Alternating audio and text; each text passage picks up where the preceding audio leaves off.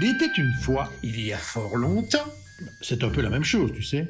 Comment ça? Oui, les deux proposent une notion de rêve. Quand on dit « il était une fois », c'est sous-entendu qu'il y a fort longtemps. Ah, tu crois? Mais oui. Bon, je continue. Il était une fois un petit homme gris. Non mais excuse-moi, le petit bonhomme en question n'était pas gris, il était rouge. Rouge? Absolument. Tu es sûr de toi? Continue. Ok. C'était en été.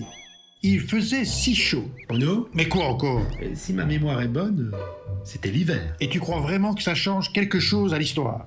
Je ne sais pas, mais vu que c'est un conte de Noël, il y a de grandes chances que cela se passe en hiver, non? Oui. On ne va jamais y arriver. Bref, c'était le soir. Ça va ça le soir? Ou tu préfères le matin? Non, le soir c'est parfait. Bon, c'était donc le soir de Noël et les enfants sages du village s'apprêtaient à aller au lit. Ils sont fatigués? Quoi? Les enfants du village. Ils sont fatigués? Oui, sûrement. Qu'est-ce que j'en sais, moi? Non mais il n'y a pas de souci, c'est juste une déduction. Si tu continues à m'interrompre, on la finira vraiment en été, cette histoire. C'est drôle ça, non? C'est pas drôle? Désolé. Je disais, les enfants sont fatigués, alors hop, au lit. Mais Bruno, à peine les yeux fermés, entendit un étrange grincement. C'est qui Bruno? Bruno? Ben, c'est un petit garçon, c'est le héros de l'histoire. Et pourquoi il s'appellerait pas Vincent le héros? Je ne sais pas, ce n'est quand même pas moi qui ai écrit cette histoire. Bon, s'il est question à un moment du Père Noël, on l'appellera Vincent. Ça va pour toi? Le Père Noël s'appelle Vincent. Oui, c'est ça. Vincent Noël. Oh, c'est chouette comme prénom, je trouve. Donc, le petit Bruno se leva et se dirigea vers la fenêtre. Il aperçut un petit homme rouge. C'est Vincent, c'est ça? On ne sait pas encore. C'est censé être le moment suspense de l'histoire. Alors ne dis plus rien. Ok. S'il te plaît, ne dis plus rien. Donc j'en étais où, moi? Ah, voilà. Bruno, le petit garçon, descendit les escaliers sans faire de bruit, enfila son manteau et prit la lanterne. Il était tremblant, mais à la fois excité par l'idée de peut-être rencontrer le Père Noël.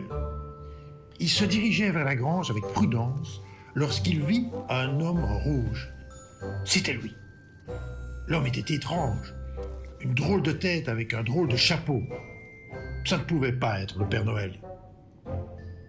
« Mais qui es-tu » demanda Bruno. « Je me nomme Pierre le lutin de Choquier » répondit l'étrange petit homme rouge. Alors maintenant, il y a des lutins à Choquier. Il y a toujours eu des lutins à Choquier, voyons, tout le monde le sait. Attends, je vais reprendre la suite si tu permets, parce que ton histoire n'a ni queue ni tête. Si tu veux, mais applique-toi. Mais oui, t'inquiète pas. Pierre désirait une chose depuis longtemps. Je rêve de travailler pour le Père Noël, l'aider à fabriquer ses millions de jouets, rendre heureux tous les enfants sages, expliqua le lutin au petit garçon. Bruno fut ému par cette volonté. Ainsi, il décida d'aider Pierre le lutin à exaucer son vœu. Ils se mirent alors en tête d'atteindre le point le plus haut de Choquier. Tous les enfants le savent, le Père Noël passe toujours au-dessus du château de Choquier avant d'aller distribuer ses cadeaux. Motivés mais épuisés, ils arrivèrent enfin en haut des marches, près de la fenêtre ouverte sur le ciel étoilé. Mais rien n'était encore gagné.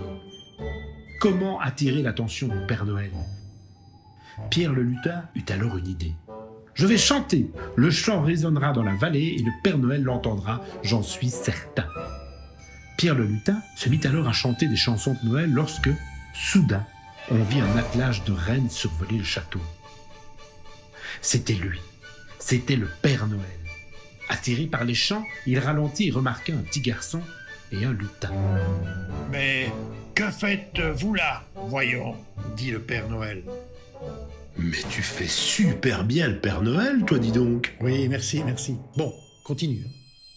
« C'est pour mon ami, Monsieur Noël. Il aimerait tant vous aider. Je vous présente Pierre, le lutin de Choquier. » Eh bien, vous ne pouviez pas mieux tomber. Je me disais encore ce matin qu'il me manquait un lutin chanteur et en voici un qui pourrait faire mon bonheur. D'une pluie de poussière magique, le lutin fut transporté dans le traîneau et ils commencèrent alors leur tournée dans les chaumières.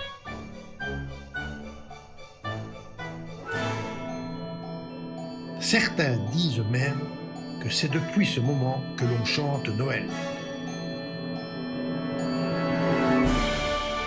Alors, quand vous viendrez dans ce village le soir du réveillon, tendez bien l'oreille, et peut-être entendrez-vous chanter. Vous saurez alors qu'il s'agit de Pierre, le lutin de Choquier.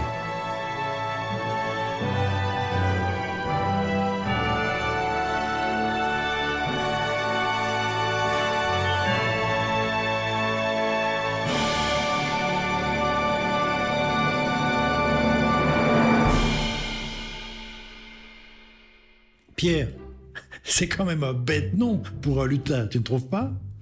Oui, un peu comme raconter une histoire de Noël à cette époque de l'année. Oui, c'est pas faux. Mais c'est ça, la magie de Noël.